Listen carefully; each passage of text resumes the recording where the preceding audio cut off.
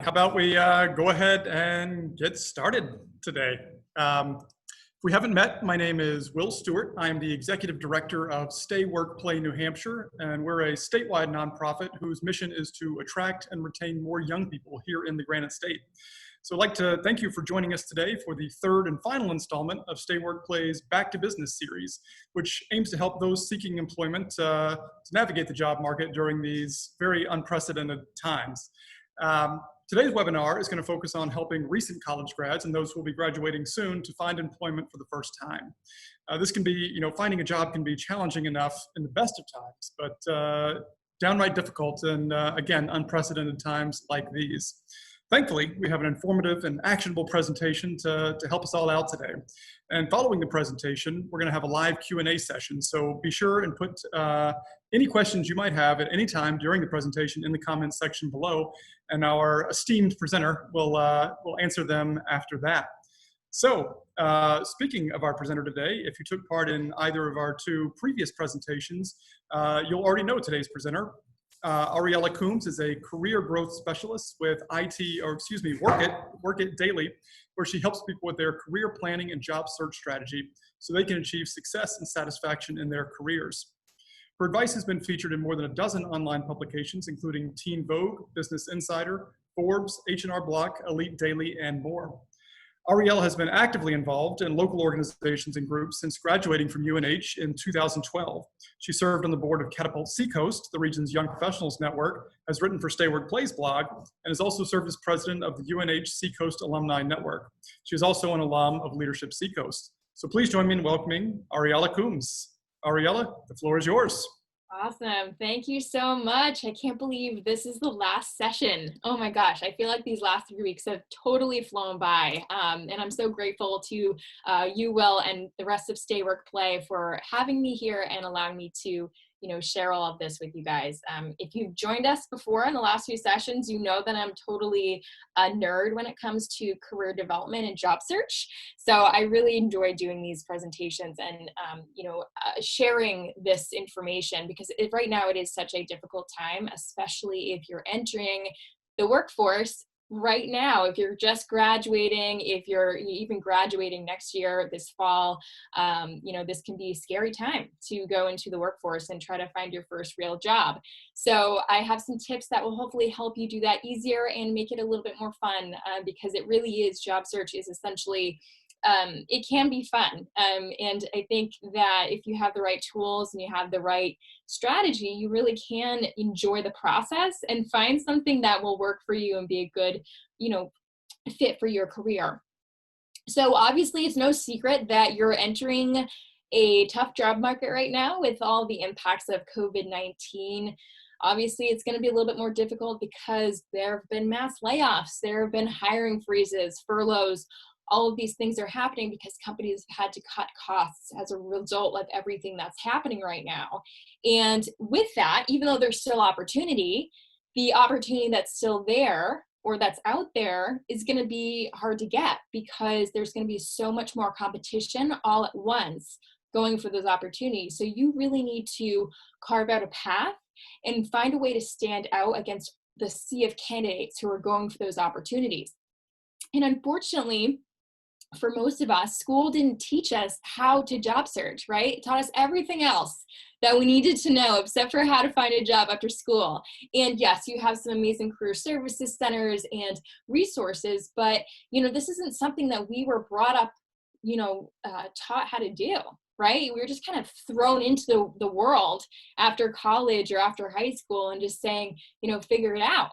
So this is one of those things where we kind of have to learn as we go, or you have to get advice and guidance from people who are entering the job force decades ago and had a completely different situation, completely different technology, completely different behaviors and outlooks and everything else. So, unfortunately, a lot of that guidance doesn't really apply right now. And unfortunately, those traditional job search strategies that we're all taught how to do don't work because of all the technology advancements, the behavior changes, the current climate that we're in. We have to adjust, we have to adapt. And even though those people in your life who are trying to give you those resources and that guidance mean well, and they're teaching you what worked for them, it doesn't necessarily mean it's going to work for you right now. And in most cases, it doesn't. So some traditional strategies include spending hours and hours online, just applying to any job that you can get your hands on, just to, play the numbers game and get interviews. Just spraying and praying, applying for as many jobs, no matter what they are, just to see if you can get a call back. That is a very traditional strategy that doesn't really work right now, because you can't, it's very hard to stand out when you're just using the same stuff for every opportunity, right? Because you want to, apply to as much as possible. And that doesn't mean that means you can't customize your approach. That doesn't mean you can, or that means you can't speak directly to those employers, and it's going to make it harder for you to stand out. So using the same materials, those generic cover letters, the same resume that has everything, on it that you've ever done in your entire life, that's not going to help you right now when it comes to standing out. You really need to customize your approach and be very intentional and strategic with your time and efforts. Otherwise, you're going to be wasting a lot of time, and you're going to get very frustrated very fast, and it's going to be difficult. It's not going to be fun to look for jobs, and this should be an exciting time for you, right? So what do you have to do instead? So if you've seen the other presentations I've done, and you should definitely go back and look if you haven't, there are a few key things that you need to be keeping in mind during these times. And the first thing is to brand yourself effectively. Work on that personal brand. Make sure that you get your message in check, because if you're sending the wrong message to people, they're not going to know what you want in your first job or in your next job, or what you're good at, or what service you provide, which we'll get to in a minute. Then you have to be strategic with who you're approaching. So targeting the right companies, targeting the right opportunities is going to be essential, because if you're just spraying and praying and trying to just get a call back, it's going to be a lot of wasted time and not a lot of return. Okay, so we'll talk a little bit more about this as well. And then finally, and this is the most important, is you have to network with the right people. In tough times and times of crisis, during recessions, when there's a lot of competition for few opportunities, the key to standing out and getting access to opportunities before they're even posted to job boards is to network with people within those organizations, or to have people who know people within those organizations who can pass along opportunities or recommend you or just vouch for you in some way, shape, or form. This is ultimately what's going to help you get past and rise above all those other candidates who are applying for these opportunities, okay? And this is going to be the most important thing that you can do. And again, definitely check out those last two presentations I shared. They're both applicable to your situation, because it really speaks to what we're all experiencing right now, and it goes into more depth. But just to give you guys an overview here. So what you need to do first is figure out that personal brand, figure out that message. So the first thing that you need to do is understand where you want to add value. So what kinds of projects do you want to work on? What kinds of impacts do you want to make? What kinds of results do you want to get, right? And I know this is easier said than done, because you're still trying to figure out what you want to do with your life, and you don't want to get, pigeonholed into one career that's ultimately going to not work out for you. And you know what? I know that that's a scary thought. I also had that thought when I graduated. But here's the thing, you can change your course. It's possible even during hard times. But you need to first start somewhere and start gaining some skill sets. So just figure out, what do I want to do right now? What are the projects that I want to work on right now? And what are the impacts that are important to me that I want to make? So a few tips to kind of figure this out and start developing this message around this is to get clear on that service that you want to provide as an employee. So again, I talked about this at length in my other presentations, but essentially, as an employee, you are a business of one, you're a business provider, and your employer or your target employer is your customer. So you need to think about what you're going to do to serve that employer. What is that service that you're going to provide, and why do they need it? What's that problem that you're going to solve for that employer that's going to save or make them money? Okay, so you need to understand, what is that service that you want to provide? What is that value that you want to bring? What are those projects you want to work on? So get clear on that. So a couple of examples here: customer service. social media management, copywriting, IT support. You could do writing and editing, data analysis. What is that thing that you want to do? Something that you nerd out on. What is that thing, that project, that task, that thing that you really enjoy doing, that the thing that people come to you for advice on, or they ask you for help on. This is another way to kind of establish that service that you initially want to provide to an employer, just to get your foot in the door and gain some of that experience and really start learning the other things that you could be doing in organizations, because it's going to be very hard and overwhelming to figure it out all at once when you're stepping into the workforce, but you have to start somewhere. And so think about, what is that thing that you want to do right now? And if you're not sure, you can go and explore what kinds of jobs are out there. Look at the job boards, see what kinds of jobs are available right now, and just look into them and see what they're about. What kinds of responsibilities, what kinds of projects, what kinds of tasks, what kinds of impacts are they going to make in the larger goals of the company.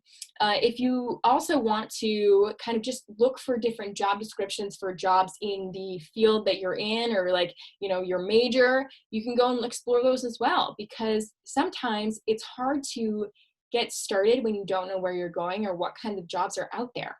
So if you're having a hard time articulating that service that you want to provide, go and research, look at other services that are essentially out there, job descriptions and job titles and, opportunities on job boards that can help you get started there. Okay, so the next thing you're going to want to do is get that targeted approach. Figure out what kinds of companies and opportunities you want to pursue. So that way you're not spending endless time and hours on, online and on job boards, just going for any opportunity that hits you. Right? You want to be intentional with your time. And this is going to be important for a few reasons. So the first thing you're going to want to do is just figure out a list of 20 to 30 companies that are in your area that intrigue you.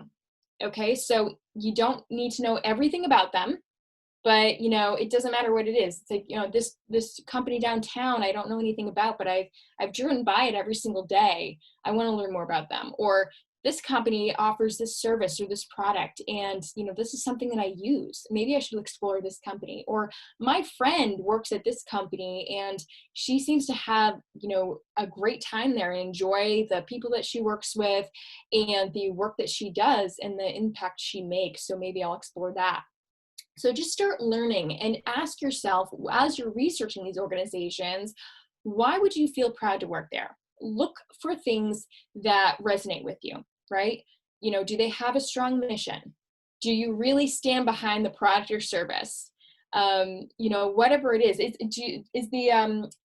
the reason that they exist important to you, right? So did they start for a great cause that resonates with you? Whatever it is, look for that thing that makes them unique, that makes them special, and that would make you feel proud to represent them, right? So figure out what that looks like.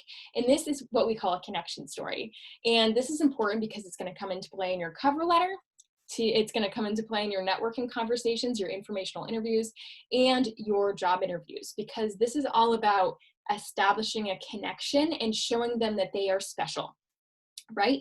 Customizing your approach and speaking directly to the employer that you're currently, in the hiring process with is going to make a huge difference, because you're talking to them. And when you're being talked about, if someone's talking about you or they're interested in you, and they bring up specific things about you that are awesome, they're going to be listening a little bit harder. They're going to be wanting to learn why you feel this way, right? So they're going to be intrigued by you. So understanding what that connection is going to be really important. So take some time to develop this list. And it could be anything. It could be as, this is a product that I use every single day and I really enjoy it and I share it with all of my friends. Or this is a company downtown that I just really want to learn more about. It could be anything like that. Just start developing that list so you can build that blueprint so you can target these employers. All right, from there you want to make those strategic connections. This is your networking strategy here. So what you're going to do once you build that list is to invite people from those companies to connect on LinkedIn, and then ask them questions that are easy to answer. They're strategic icebreakers about their job, their company, and so on, right? So you can just invite them to connect on LinkedIn, making sure that you include a personalized note that will help you increase your chances of getting that invitation accepted. But it's also going to, make them more excited to talk to you. So write a quick note that explains that you're a big fan of the organization and you were just hoping to learn more about it because you saw that this person worked for the organization.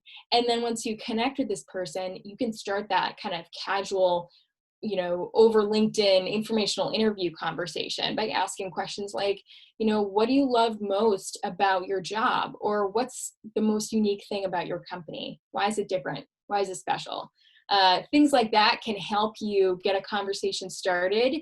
And you can also learn more about the organization that you're pursuing, right? So this is a great way to kind of start networking into these organizations, get your foot in the door, meet people who already work there.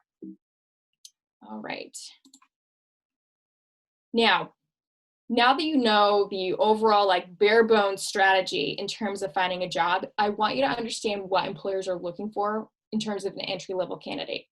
Okay, so obviously, as we've talked about, entering the job force right now is a little bit overwhelming, and it's overwhelming in a normal time, as Will said, right? But you need to understand where the employers are coming from, what they're looking for, what they value in entry-level candidates and recent grads, and students when they're hiring, in order to market yourself as effectively as possible and rise above those other candidates that you're competing against. So one thing that we get all the time is, I don't have enough experience. I didn't do a lot of jobs or internships in college. I don't know what to market about myself. How am I going to possibly get a job? So one thing that we say all the time is that you can make up for lack of experience with enthusiasm. And this is so, so true. Okay. You want to show them why you feel proud to work for that organization, that connection story.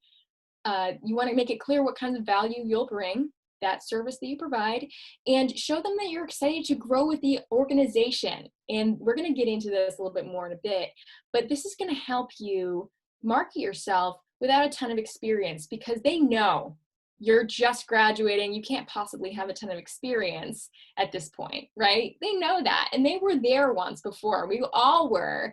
And so making sure that you have this enthusiasm, this excitement, this drive to want to get into the workforce, to start making impacts, to start getting results, is going to make a huge difference when it comes down to them picking you over another candidate, okay? So they need to understand why it's worth investing in you over someone else. What are those unique value adds? And one of those things is enthusiasm. It's that excitement, because if I have two candidates and they have the exact same resume, the exact same experience level, I'm going to go with the candidate who shows excitement for growing, for making impacts, for trying to get results, than the person who's just there for the interview to get the job, right? So this is going to be very important when you're pursuing opportunities. Okay, so as an entry-level candidate, as a recent grad, you obviously are at a little bit of a disadvantage because you don't have the experience, but if you can use that enthusiasm, you can make up for it. Now let's talk about your advantages, right?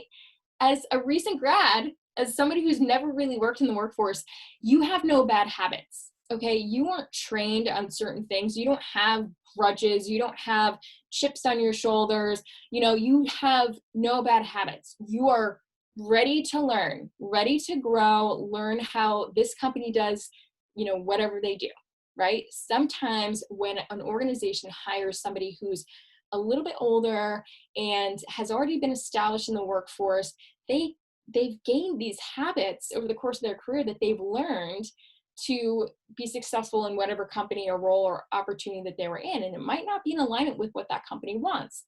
And that sometimes can cause a little bit of a rift and a little bit of a struggle and a little bit more training, which costs money. So the fact that you don't have bad habits right now is going to be huge to an employer, because they can mold you. Okay. Also, you're eager to learn, you're ready, you're hungry, you're excited to get into the workforce and again, start creating some impact, some real impact. So that's obviously good, because they can see that drive. They want people who are excited to be there and excited to make those impacts. And obviously, as an entry-level person, you're going to cost a lot less money than people who have more experience. So especially in times like this, when they are cutting costs, that is a huge upside. right? So you definitely want to play into these things as you're interviewing, as you're having these conversations, okay? And obviously, a disadvantage is that, as an entry-level person, because you don't have that experience, because you're brand new to the workforce, it's going to take time and money to train you. So you need to be able to show them that you're worth investing this time and this money in you over someone else. Why are you going to be a better candidate? Why are you going to hit the ground running and get up to speed as quickly as possible? How are you going to do that? What are you going to do? And why should they invest in you? Okay, so here are a few tips. Or a few things that they're looking for, I should say. So the first thing is actually all about your personality. If they like you right off the bat, your chances of getting this job increase, a ton, because interviewers judge you on three things: personality, aptitude, and experience, in that order. Okay, so they want to make sure that you are likable, that they could work with you, that the people that you'd be working with are going to be able to collaborate with you easily, right? So if you kind of go in there and you don't really connect with anybody, it's going to be a lot harder for them to justify hiring you, especially if you don't have a ton of experience, right? Because this is one of those unique value adds that you can bring, okay? Because here's the thing. One person who's not a good fit in a company culture can throw off the dynamic a ton, right? And can cause a lot of problems, because if you're not the right fit and they have to fire you, that's going to cost them money. If you're not a fit and you cause unease in your department, in your team, and people leave, that's going to cost them money. And not to mention all the drama that they have to deal with.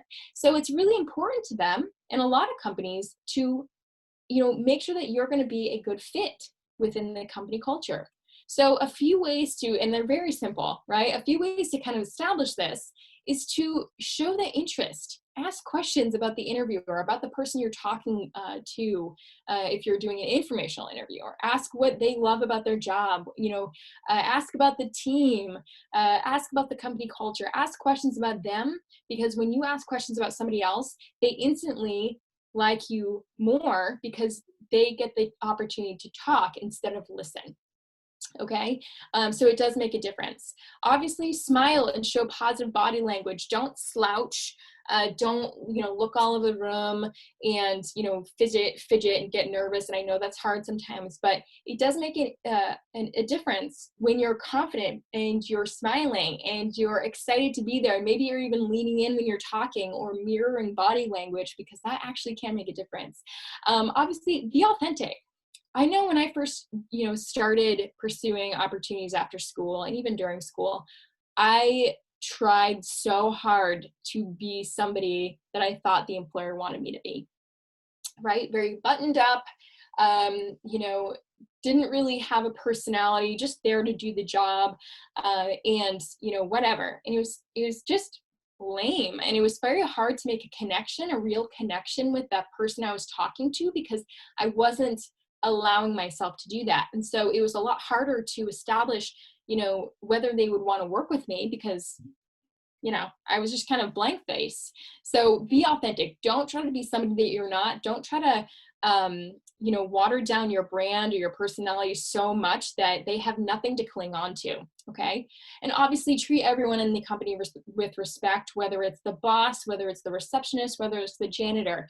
Okay. If you are not doing this and you're, treating one person one way and another person another, it can, impact your chances of scoring an opportunity there, because people talk and they can say, well, when the person came in and, said their name and sat down, they're kind of rude to me.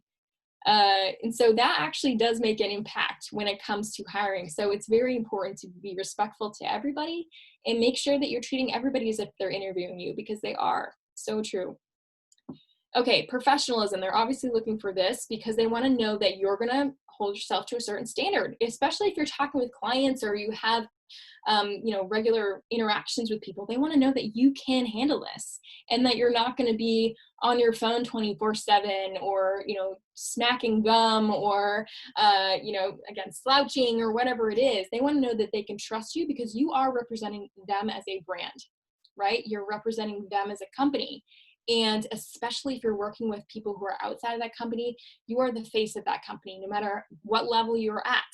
And so if you don't have a level of professionalism, then it's going to be harder for them to accept you into their company family, right? So obviously simple things, just good manners, right? So saying please and thank you, making eye contact when you're talking, so important. Not looking at your phone during conversations. I know that we are also used to just being on our phones 24/7, looking down, answering a message while we're talking to somebody. Some people care, some people don't. But as a rule of thumb, especially when you're going into your first job, you want to act and look at this as if no one's going to appreciate that, especially if you're talking or on a meeting or on a call. Just try to avoid it as much as you can. And obviously listen carefully.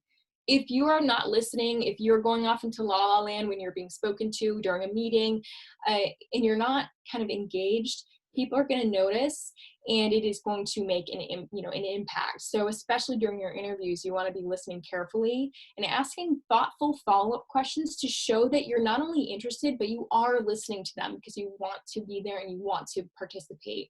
This shows so much professionalism. It's insane. Okay. So the next thing is desire to take initiative. As a new grad who doesn't have a ton of experience, likely, they're kind of taking a chance on you to not wait around for work, to not be a burden on the team, right? Obviously, you're going to have to go through some training. You're going to have, make mistakes, go through some ups and downs, and that's all fine. It's all part of the process.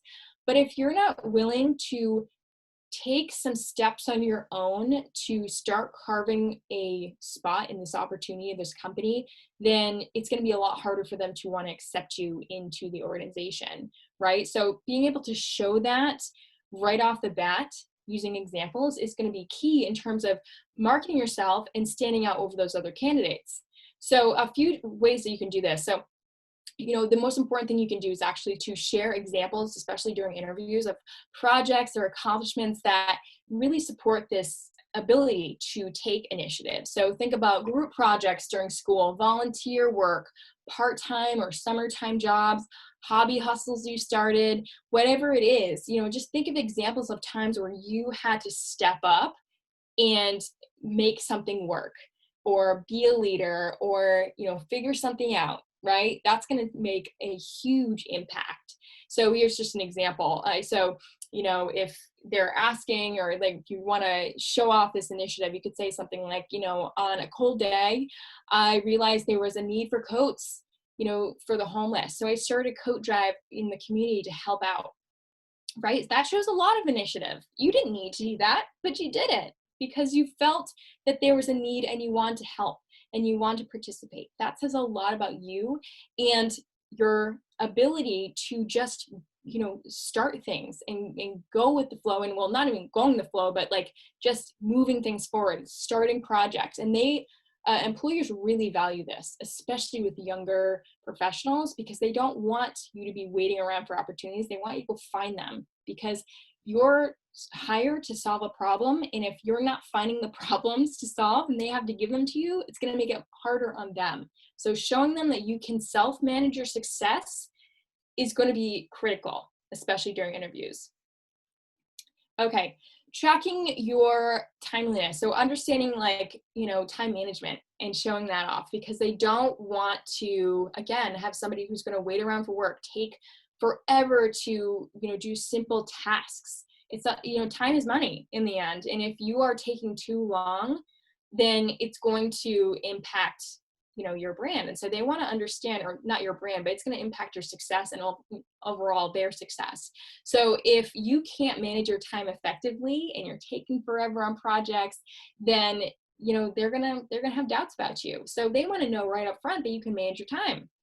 So again, share examples that demonstrate your ability to manage time effectively. Think about those projects, those, jobs, volunteer work, whatever it is, that you can pull examples from to show them that you do in fact know how to manage your time effectively. You've gone through this, you have figured out a process, you have an approach to do this. So outline a challenge that you experienced, whether it was a deadline or whatever it is, figure out what action you took to keep things efficient, and then of course share the outcome, right? So I had a deadline, a really short, tight deadline. This is what I did, and this is, what happened. So making sure that you share examples like that is going to help you demonstrate this time management ability. Okay, and they also want to obviously know about realistic expectations.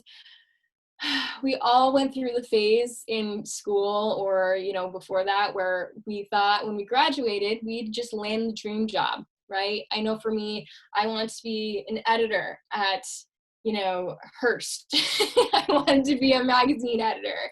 And, obviously we have big dreams, and that's great. And that's awesome. You need to have them. That said, you're not going to just have the dream job right out of school. You're going to have to find some stepping stone opportunities to gain experience, to gain skill sets, to gain connections. And you need to have realistic expectations of what's going to happen for you when.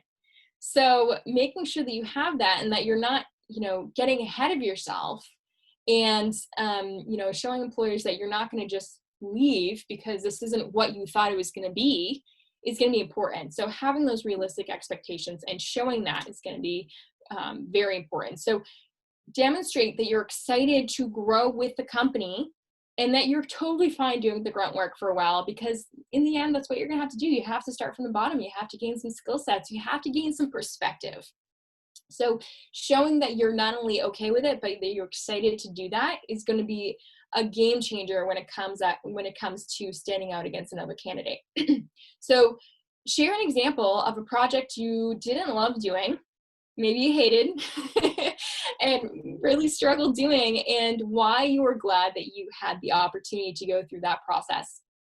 I know that's a weird thing to kind of think about, but it's so important to show how you've grown with each experience, and whether it was a good one or a bad one.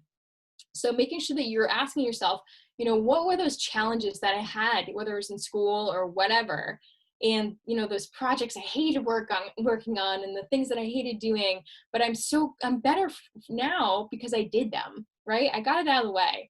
So think about what you learned from these experiences and how they've helped you grow and gain perspective, or gain skill sets, or gain even soft skills, right? I hated working on that group project because people were so lazy and I had to do everything.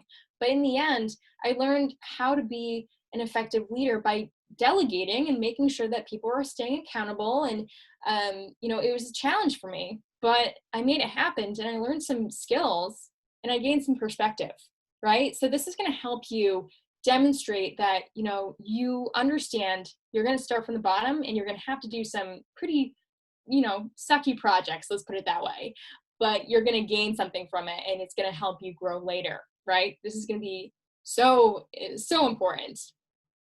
Okay, so obviously getting your first job is already hard enough, especially in regular times, but right now it's going to be a little bit more challenging, but you can do this, I promise you. So understanding what the employer is thinking, what the interview is thinking, what are they thinking on the other side of the table, understanding that, what they're looking for, and incorporating that into your approach is going to help you earn opportunities, get jobs, even during hard times. I promise you, you can definitely do this. All right, so I would love to connect with you. If you want to learn more, I post, daily, weekly, whatever it is, on LinkedIn. I'm also on TikTok. If you're on there, I post some quick tips over there as well. So definitely connect with me if you want to learn more. Obviously, this is something I'm very passionate about, so I might spam your feed, but it might be helpful. You might learn something. I don't know. We'll see, but you might as well connect. All right, well, I hope that was helpful, team, and I would love to take some questions if you have any. Let's see. Awesome. All right. Well, this has been great, you guys. I'm not seeing a ton of questions in the chat, but if you do have any, again, connect with me and we can chat more there as well. So with that, I will pass it back to Will. Hold on. Let me just take this off screen. All right. Well, thank you again, Ariella, for sharing your wisdom, your knowledge, and your experience with us once again, the third week in a row. And every single week you've done it, you've shared some solid advice in a very engaging manner. So on behalf of all of us, thank you. And I'll also say for anyone who might be looking for a job at present that I'd like to let everyone know about Stay Work Play's Jobs in New Hampshire page, which features links to the jobs of those employers that are members of the Stay Work Play Board of Advisors and share a commitment to attracting and retaining young talent here in New Hampshire. And these are folks who, by sheer association with us, really value you and want to attract you and keep you here and employ you. So definitely check out that page, which can be found at stayworkplay.org/work and then /NHjobs. And before we go, just wanted to let you know that a link to the recording of today's presentation will be emailed to everyone who is registered. And then the presentation will also be uploaded to Stay Work Play's YouTube page. So be sure and check out that, as well as the previous presentations in the Back to Business series, which are also there on our YouTube channel. So with that, thank you again for joining us this afternoon. I hope it's been worth your time and worth your while. And with that, have a great rest of the day. Thanks, everyone.